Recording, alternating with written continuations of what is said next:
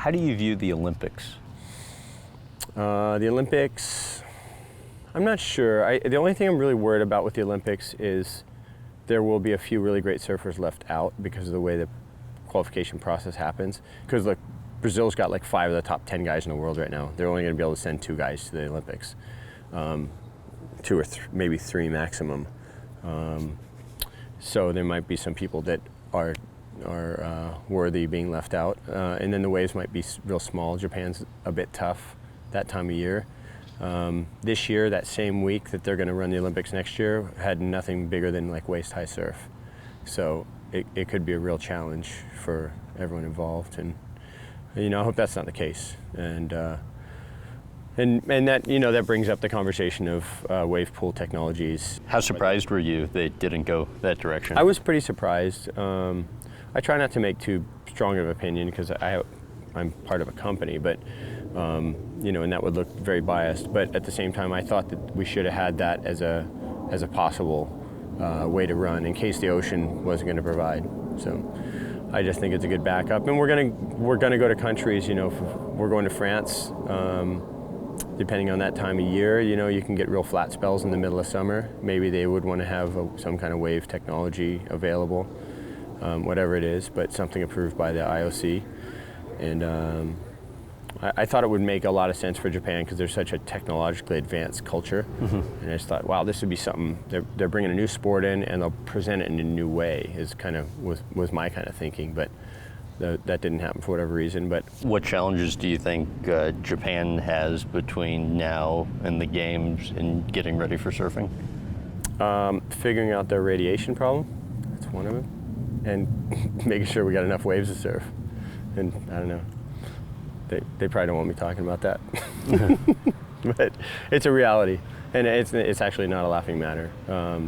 The cancer rates in the country have skyrocketed, and they're not telling people about that. And that's from friends of mine who live there, and/or have moved out of the country because of it.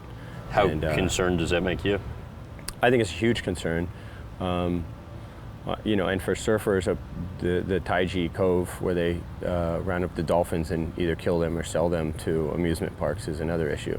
So there's a few things that I think won't be sort of politically correct that are spoken about during the games, and I think rightfully so. But that brings up bigger topics around the world, around nuclear power and captive animals, and the fact that we kill and eat so many animals around the world, and it's something that we all need to be aware of and do something about, I think. How do you make sure surfing stays in the Olympics long term?